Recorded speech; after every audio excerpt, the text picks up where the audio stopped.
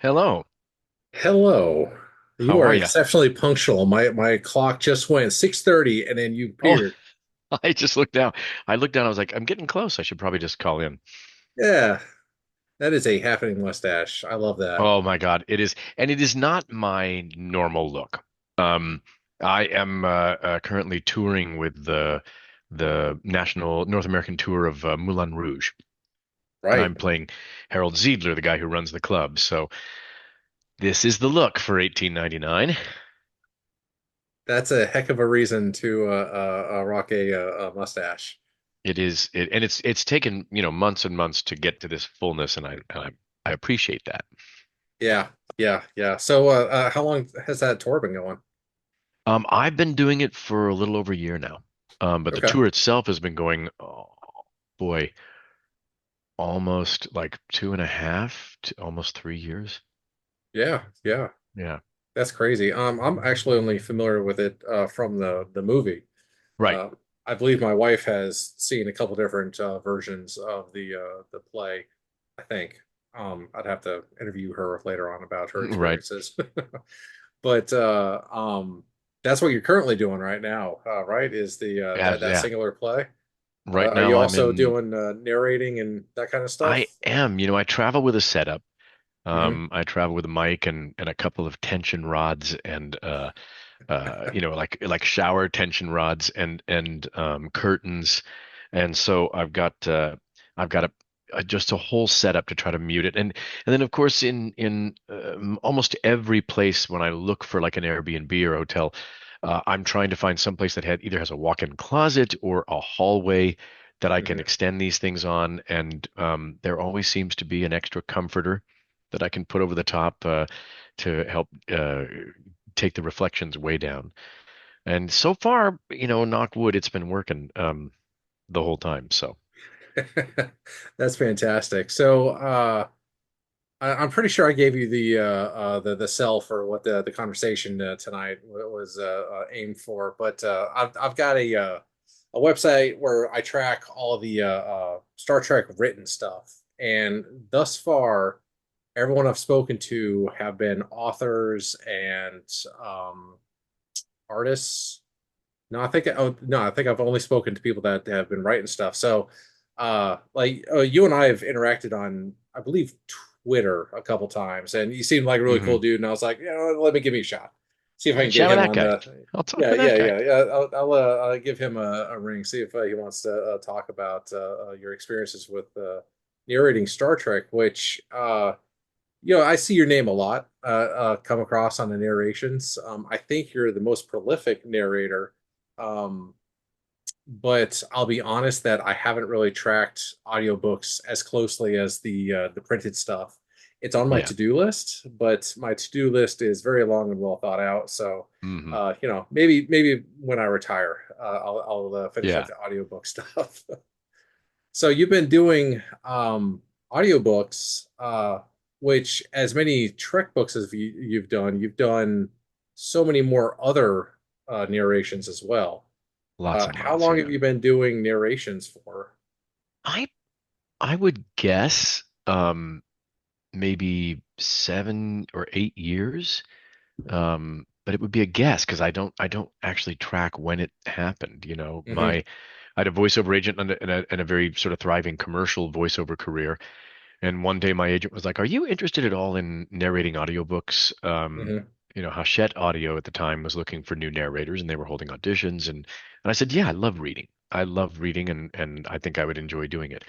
And I did the auditions for them and booked some books for them. And the first one I did for them was a great book called Beat the Reaper. Very Josh Bazell, very Gus Ball. It's a hitman who's gone into hiding, into witness protection, but he became a surgeon in the meantime. And then on this day, one of the mob guys shows up in his hospital. So he's got like the rest of the day to figure out, am I going to try to save these patients that I've been helping or just run off and save myself? And it just gets it was a rollicking adventure. Right. And I got a nomination for male narrator of the year from the Audis, and I thought, oh, this is a lot of fun, this thing. Right. Yeah, it's a vindication right there. It was your first one, and you're It's already like, getting yeah. accolades.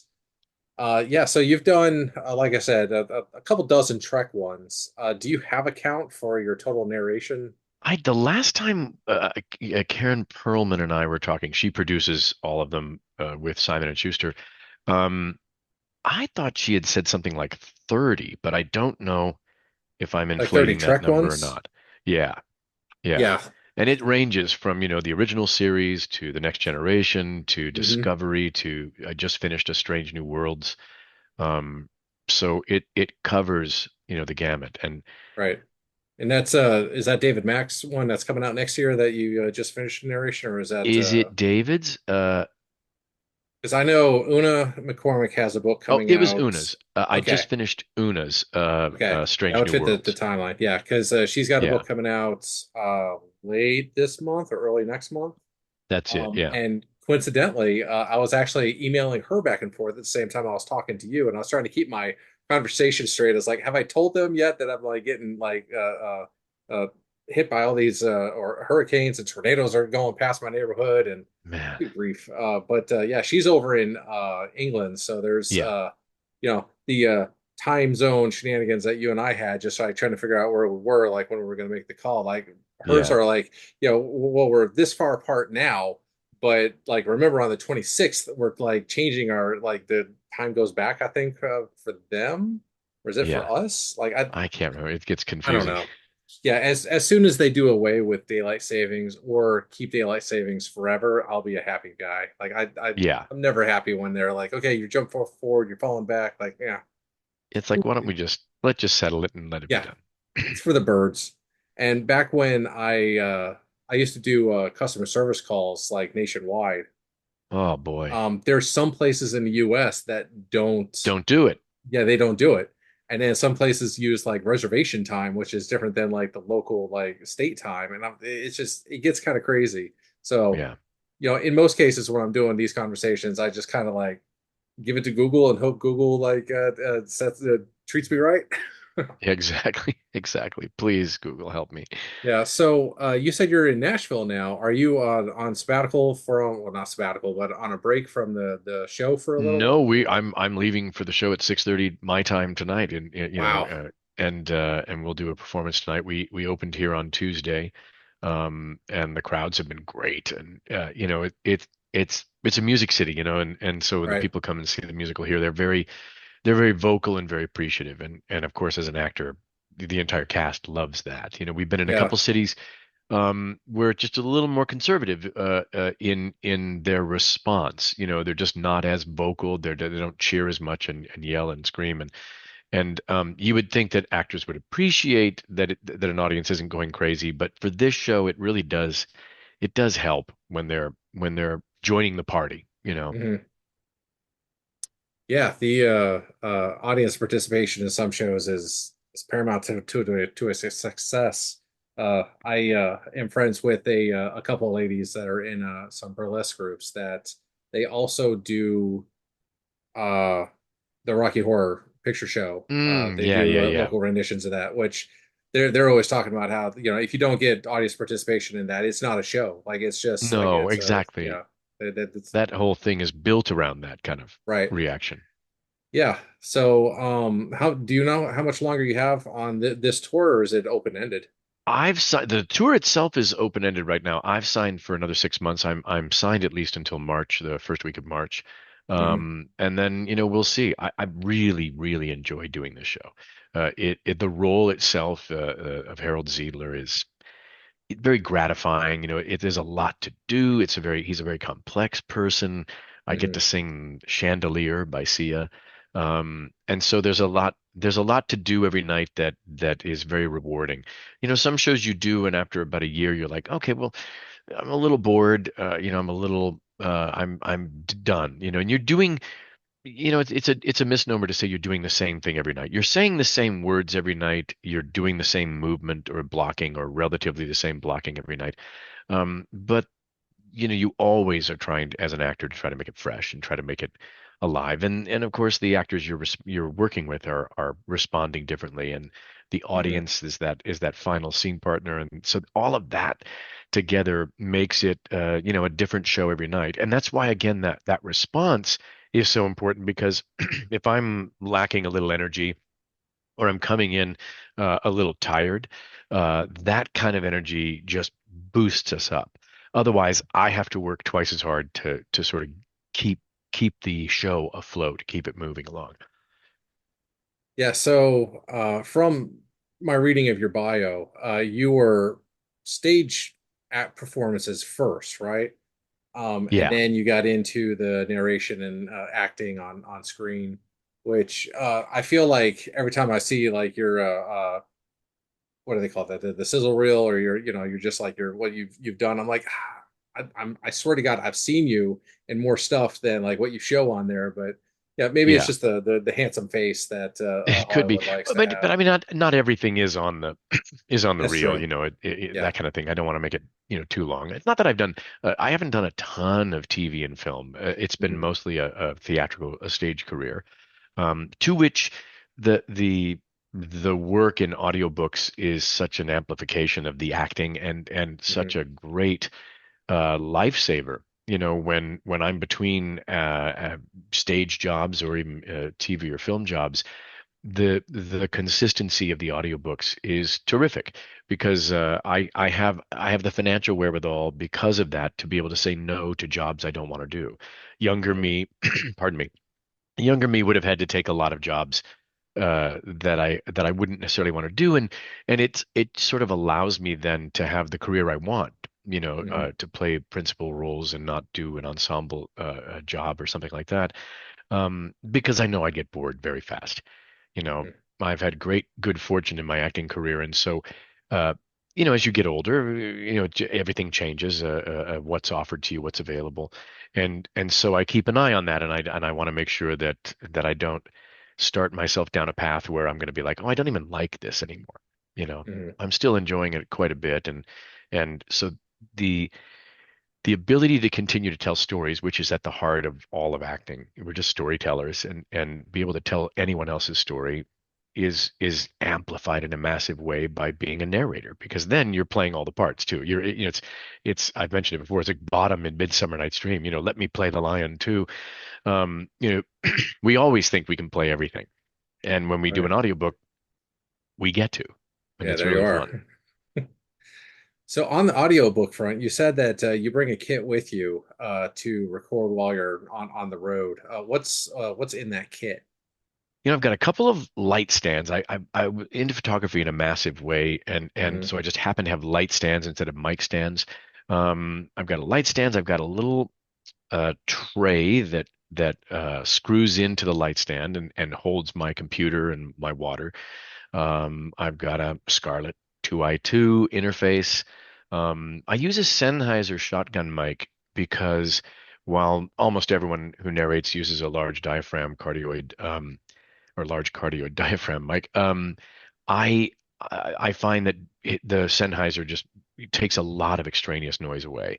And when you're recording in a hotel, or you're recording in an Airbnb, it does get noisy. So this really helps to bring it down. And so far, they've been able to make that work really well, sound wise. It's good with my voice, apparently. So that those sit on two different light stands. And like I said, tension rods and blankets and curtains that I put up to take reflection down. Nearly every place I'm in has a comforter or a blanket that I can put over the top, and that really does so much. I'm learning, because I'm not an engineer. You learn that so much goes up and echoes around, and once you put that over there, it really mutes it. But it's it's also important to me not to make that closet sound that we hear, where you Hmm. sound like you're in a tiny room.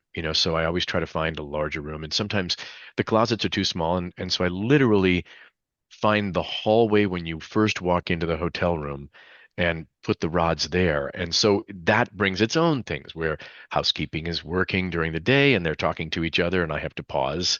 while that conversation goes on. I never feel like I have the right to say to someone who's at work cleaning rooms, "Hey, Mhm. can you keep it down for me?" That's not what a hotel room's for. So I just try to like, okay, we'll just wait. I'll just take a little break, and Right. Karen Perlman, when I'm doing the Star Trek books, especially, Karen's always there, directing and producing. And so she's very flexible. And so we'll just go, okay, you know what? We're going to take like 15 minutes. There's a leaf blower outside cleaning the parking lot. So we'll just wait for that to go by Yeah, you and said go. Karen's there, like in person or online? No, she'll be on Skype, Okay. listening in and following in, the connection's pretty good, and she can Mhm. really hear. Like she'll say, I hear some stomach noise there, or I hear something, and stop me and go from there, and we'll go back and do it. Right. So they're not capturing the audio that way though, right? Like you're recording it locally and then uploading it, but they're doing like Exactly. the Yeah, I like spot record testing. everything. Yeah. I send them raw wave files, and then they're able to do compression and downward expansion and all of the things that the magicians who are engineers do. Right. Now for these books, like you're the first person I've ever spoken to that's done this kind of narration before. So forgive me for my No. naive questions here, but do you read the books or even a synopsis of the book before you do the narration? I have to read the whole book just because I need to know, who the characters are. Are they people that are in the series or characters that are created just for that book? Mhm. If they're in the series, I want to watch, I get my Paramount Plus account running and I take a listen Right. to if there's characters that I'm not familiar with. Obviously, I was raised on the original series and then the next generation. So those people I know in my head pretty well. Right. With Discovery and Strange New Worlds, those series, Voyager or Deep Space Nine, I want to give a listen then to a particular character and just get them into my head. I'm not an impersonator. I'm not that good. But I always want to give a flavor. I want to give a sense of the rhythm. I want to give a sense of maybe the timbre, try to pitch it where it works. And obviously, it's easier for me with the male characters than the female characters. I can't give as much nuance there because my voice doesn't necessarily uh, go there. I just Right. try to always make them sound like they're in the world of those people and never, never that voice. That never the Monty Python female voice, Right. you just try to pitch it just a little higher so that people know. And that's to me, the most important thing is when they're all having a conversation in a scene that there's different people talking. Because some narrators approach it with a very different set, which is just I'm going to narrate and then I'm going to not change my voice for the dialogue. You're going to accept that Uhura said such and such, and line comes out said Kirk, and that the just like as you're reading a book, you go, oh, that's who's talking. For me, I feel like it's clearer to the listener when they are hearing it before hearing the attribution. If they're like, Mhm. oh, that's definitely it's Kirk and Uhura talking in a scene. This is Uhura talking. This is Kirk. And so I take great pains to do that. And then as I prepare the script, Mhm. I use my iPad and I use a program called I Annotate, and I highlight each character with their own color so that even though there's an attribution, I can quickly switch between the voices. I know who's who in a scene with 5 or 6 people. I know which voice I'm going to use as I'm doing it, and not having to backtrack and go, "Oh, that wasn't Kirk. That was." And so it just saves me time in the booth. You can obviously there are people who don't do any kind of highlighting at all and any kind of Mhm. prep like that. They just read the book and then they just start reading. And you go back when you think, oh, I got the wrong voice there completely. You go back and you do it. But for me, Right. I kind of like to have it in advance. And also, I like the books. I like the Star Trek books. Right. Because And too, I'm some of these characters have idiosyncrasies about how they say stuff. yes, The most famous one, of course, is Spock and sensors and the other words with OR at the very end of it, which yes. a deliberate choice by Nimoy to pronounce it that way. So is that something that you bring with the character? Absolutely. Yeah, yeah. I say censors for Spock. There's a there's a famous story which I don't know if it's apocryphal or real, but that William Shatner in going back and doing some looping for one of the episodes, they were telling him, "Oh, Bill, you said sabotage here instead of sabotage," and he goes, "No, it's sabotage." And he's, no, no, Bill, it's sabotage. And he goes, that's not how it's said. It's sabotage. Right. And whether that was a Canadian thing or not, it has become a delight for me when I have James Kirk talking in a book and he says the word sabotage because it is always sabotage when I say it. And I just, those little things I love. Right, that's adorable. So what's your policy on retakes? Like if you get something like just slightly wrong, are you perfectly fine with going back and redoing it? Always, yeah. And that's, then Karen's there too. You said the wrong thing. You flipped those two words. It's important that the author, the way the author wrote the dialogue Mhm. is and the whole book is spoken that way. And so the process is that I'll record the whole thing with Karen, then they'll run through it and they'll compile it and make sure that the text is as said. And they do a thing they call QC, quality control. And they'll go Mhm. through and say, "Oh, you flipped these two words, you mispronounced this, or you said that." And I'll go back in the studio and we'll just do a series of pickups. I'll listen to the original clip so that I put it in the same sort of tone, that I know that I'm in the same scene, and Mhm. then I'll re-record the correct way. And then I can't even imagine the logistics of trying to edit that like down the road. So you're saying you like flag it in the system? They do now. I know that there's a couple of sort of AIs that are out there. There's a service called Positron that literally you upload the audio files and it listens to the whole book and it has the script, and so it matches and it says, "Oh, wait, that word is not in the script." And so it flags it, and then a human will listen to it and go, "Oh yeah, yeah, he said this instead of that, or he flipped these two words." And so that I'm sure really makes the process go a lot faster, Hmm. than in the old days. But I think at the end of the day, there's still someone who's going to listen to the whole book and make sure that, everything's there. Right. Um, so and I suspect, in this day and age, they listen to it at maybe 5 times speed or, something like that so that they're not listening to it in real time, a 13 Right. hour book, A couple weeks of proof Yeah, listening. right. It's like too much. Yeah. Now But you mentioned AI. I don't know enough about that side of it because I've never done it. So I Right. don't really know what the process is that does it. I should ask the next engineer that I talk to and say, what do you guys actually do on the back end there? Right. Like they're probably just sitting there like, here's the time that we heard an error or something like that. But Yeah. you mentioned artificial intelligence, which is a good segue to a question I had, which is that you're in an industry that is like the narration side, at least, that is like readily apparent that there's a threat from Hmm. automated systems coming in and just like speaking all the words. Like Amazon already Yeah. has their narration by Kindle system, which doesn't really miss the mark too often, but it No. still is not human. Yeah. Um, what's your experiences with the that kind of narration, not specifically Amazon, but that kind of Yeah. has there been any Computer generated. discussion? Yeah. Yeah. I'm definitely, I get the sense that I'm in the buggy whip business. Hmm. That with each iteration of AI, it gets better.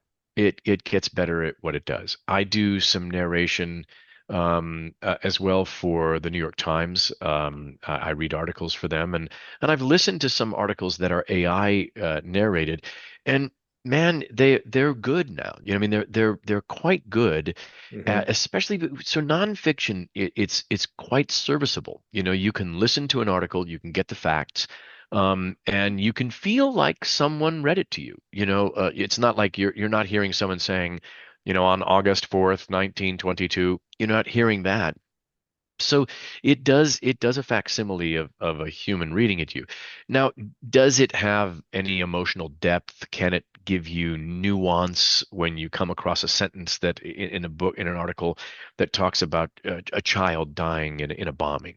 You know, that as a narrator, you might be a little more sensitive to that, and you might try to make it a little more solemn when you get to those parts. If as the writer would want, as the writer was probably doing as they wrote the article, um, that you as a narrator want to do that too. And AI is not there yet, but I have no doubt, again, with its exponential growth, it's going to reach a point where it really can do the job, and a lot cheaper, um, Hmm. a lot more efficient.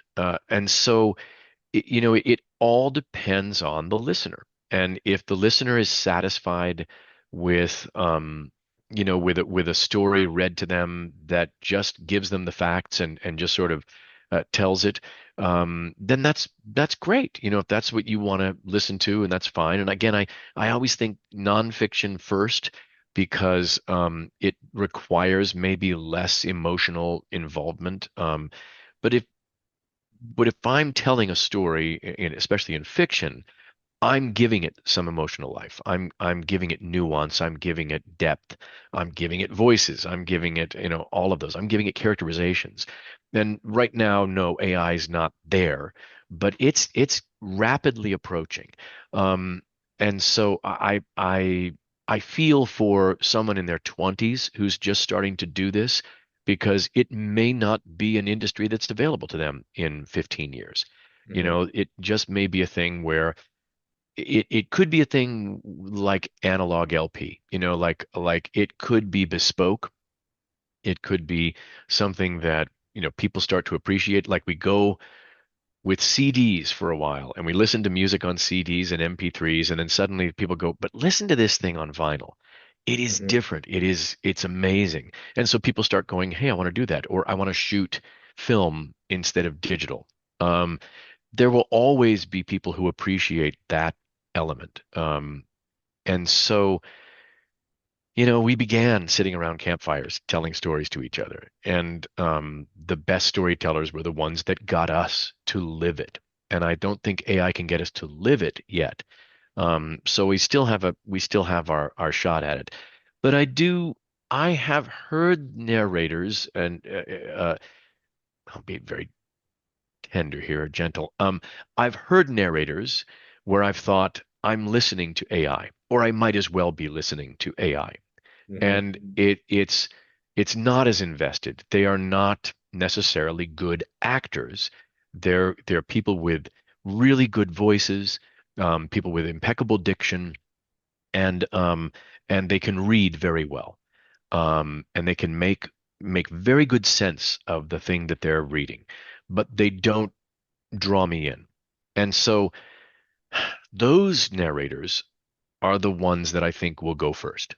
Hmm. Those narrators are what are hastening our demise.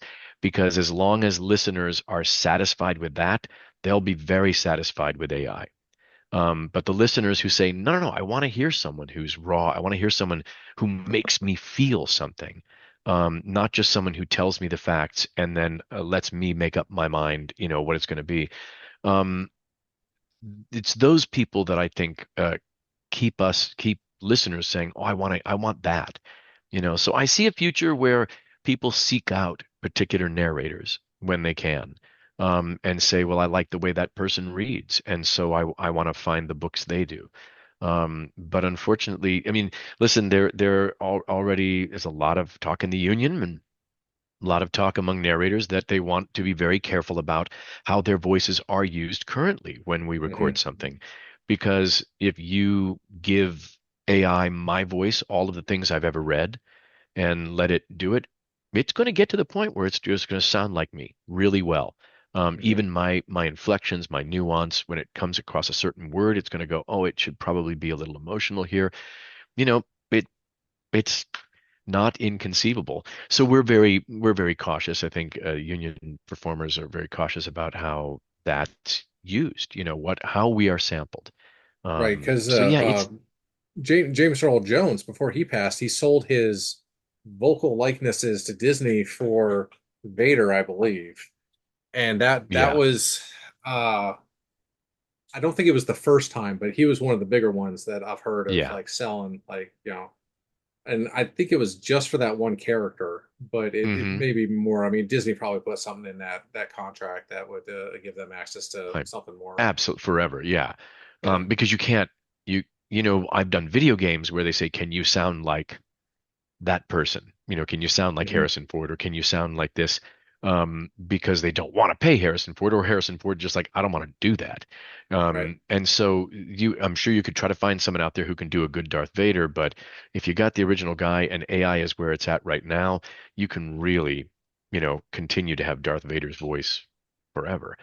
Right. And I get it when older actors at the end of their career are like, sure, you want to pay me $1 million or $2 million? Right. That's a lot of audiobooks for my voice, so sure, but it's always hard because there are people behind you Hmm. coming up, and you don't want to burn the bridge on the way out, Right. Now you mentioned the union, and I know that you're on your website. You say you're a SAG-AFTRA. Does that cover your narrator work as well, or is there a It separate does, one yeah. for I mean, there's narrators? tons of non-union narration work as well, Right. but the work that I do is covered by the union, yeah. Right. And And because they want to say one of the main sticking points for the last negotiations that you guys went through was AI use and AI in scripting. And I know the writers were really adamant that that be like something that they have on paper now, that like artificial intelligence can only be used for, X amount of content. The rest yeah, has to be human made, yeah. which what Because a look, you don't, future we live in, that's yeah, even a thing we were talking about.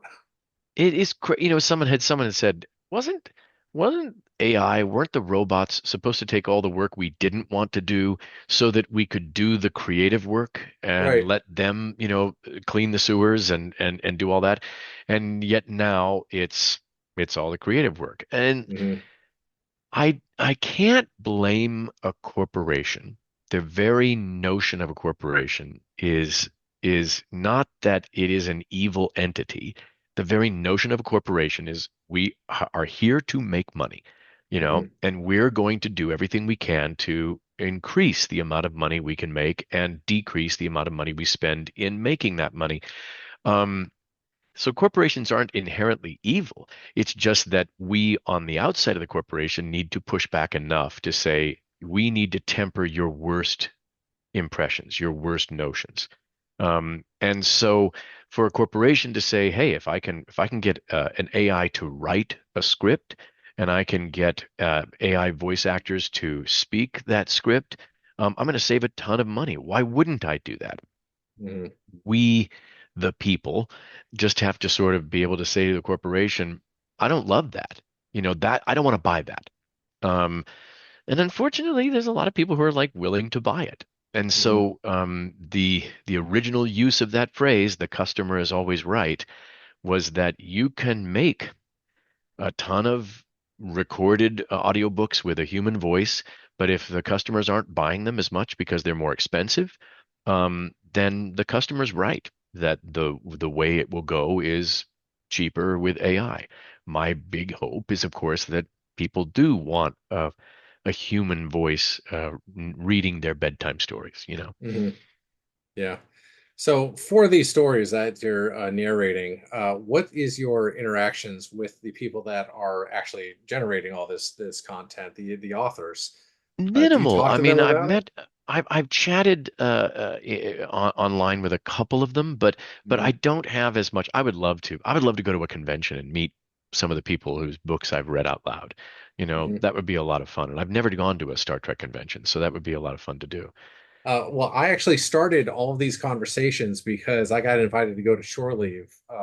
Last year, they invited me to come go to it this year, and it was such a blast. It really was, and I met pretty much everyone that's written for Trek for the last Mm. like 5 years, Oh, wow. and long before that too. Like Howard Weinstein and Dayton Ward and David Oh, Mack and yeah.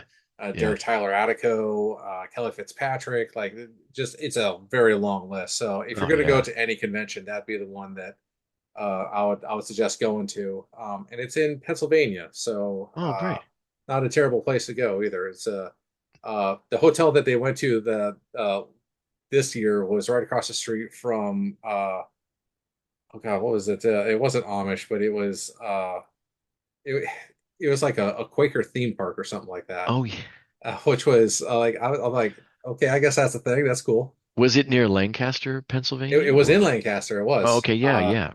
Yeah, Yeah. so a fantastic city, and I was happy, of course, because they had probably a dozen comic book shops within, like an hour's drive, so I could Oh my gosh, go that's go great. check out all of them and buy way too many comic books because I was flying from Florida up to there and then back. So I actually brought an Oh extra yeah. suitcase, and Oh, it that's still great. wasn't enough because you go to these conventions that are on the razor's edge of like what you're Hmm. interested in, and they just have like all these cool things that you're like, I didn't even know I wanted a Yeah. name Right. badge with the Starfleet Academy on it with my name.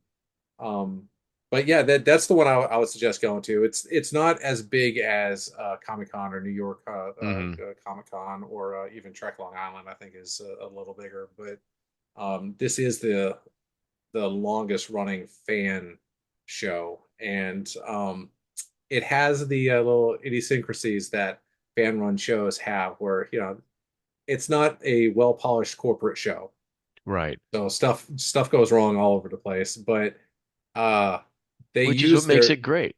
it does. But what like this time a good example was that a large number of the attendees were on scooters or wheelchairs. So there's just older people that have some mobility issues, Hmm. and the hotel uh, seems to have been organically grown instead of like designed and then built. So there's a lot of like stairs going up to elevators that go down to like another subfloor, that kind of thing. And Oh man. I don't think that a larger convention would have been able to be as responsive as this show ended up being, because what they ended up Wow. doing was like having people man each of the elevator to like make sure that like people were getting on and off correctly, and it was a inspiring like turn of events when you just see like, oh man, people are going to be complaining about this problem the entire show, and they were just like, oh, we got a half dozen people to just stand here and push buttons for everyone and make Yeah. sure it works. Taking care Yeah, of so people, that which is show is great. usually in July, so if you want to pencil it in, I'll probably be at the next one. We can shake hands. That'd be great. It would be. um so you just said you just wrapped up uh the next book that's coming out, and then I Yeah. think there's I don't have it on the top of my head, but I think there's another like two or three books that have already been announced past Una's. A lot of comic books. Um, is hers Asylum? Yes, this is Asylum that I just recorded. Yes. Yeah. So, without any kind of spoilers, what do you think of the story? Oh, great. And very, very, very timely. Um, which is a funny thing to say about a novel set in the future, but Uh-huh. it, as Star Trek has always done, it's addressed the politics around the world. It's addressed the social issues that have gone on, and she does it very handily and very well in this. She brings up a very important social issue that's going on and deals with it in the future. And what would that look like? Hmm. But that sense Yeah. that in a perfect society, in the Federation where we've done away with a lot of the social ills we have, that of course you're still going to run into it. You're just going to run into it in maybe a different society or a different culture. And just like we find some nations on the planet are a little more advanced in their social acceptance of things, where others are not. So it deals with that very well. Yeah. I actually just finished reading Greg Cox's book, which I believe you narrated as well, which does that same thing with holding on to life well past when you're supposed to. But in his Hmm. case, he did it in like three different time periods, which Yeah. that I think that's a novel concept for Trek. And Um, very much the sense of how is he going to weave these together Right. I remember thinking, is this character immortal? What's happening here? And he does it really, really well. That's a good story. And I just love these. I love the things. All of the different universes in the Star Trek universe, all of the different each series. I love the characters in Strange New Worlds. I love Pike, and there's an interesting thing. Robert April in the earlier novels. I think he was invented in the novels. Is British, the very first captain of the Enterprise after Archer. Hmm. And so I've done books with Robert April, the British character. Well, now in Strange New Worlds, he's no longer British, and there's an actor portraying him. And so, like, again, it helps to know the series because Hmm. when I first started reading it, I was thinking, oh, this will be a British dialect here. And then I watched, episodes, and I was like, okay, we've changed that. We've made that gone in a different direction with that. Yeah, the Strange New Worlds was such a breath of fresh air when it came on. Um, like I enjoyed Discovery for what it was, but it wasn't what I wanted from Trek at the time. Hmm. And then of course Anson Mount came in with Ethan Peck and uh, I'm blanking on Una Number Riley's. one, Rebecca Romaine and Yeah, yeah, yeah, yeah. Like they came in, and I was like, okay, okay, they've got something. Like they're working on something. I think I'm going to enjoy there, and yeah. I think that's what I like most about Trek is that even the stuff that I don't necessarily care for will usually be the genesis of something that ends up being fantastic down the road. Um, Yeah. and I think Discovery had its place. I know that one of my most favorite books that you narrated, and I saw it on your site, was Dead Endless. Oh By yeah. That was such a good book because it caught me. It truly caught me by surprise when they like revealed like who was from where they were from and where they were going and that kind of thing. And I was like, Mm-hmm. Mm-hmm. it's normally not tie-in fiction that catches me like that, and it just tickles my funny bone so much. Yeah. And that's the And thing that one, that I love in all these books is there's stuff for people who have never read a Star Trek book, and there's always stuff for the fans. There's always something you see that and you're like, oh, I mean, there's a great reveal in Asylum um, about a very seminal Star Trek thing, Mhm. about the origins of a very seminal Star Trek thing. And as I read it, I was like, oh my God, I want to be in the room when the discussion happens, when they go, can't, I want to do this. Is this Mhm. okay if I make this, and everyone getting together and saying, yeah, yeah, let's make that what this is. I'm trying so hard to not give anything away. Right. But it's thrilling when you see that you're like, oh, I love that you've done that. I love that this is how this is here Mhm. on this thing. Yeah, so Trek isn't the only series that you're reading these for. What are the other ones that like other franchises that you're working on currently? I've done a lot of Michael Corita. He does thrillers. I've done. Oh, hang on, for the fire engines going by. I've done one romance series, paranormal romance by Cressley Cole called The Immortals Okay. After Dark, and that's just knock them down, drag them out fun. It's not something I would have like sought out. I must do this. I must read David Foster Wallace and I must read Cressley Cole. But she's a really terrific writer. And the fan base just loves her books and have sought me out.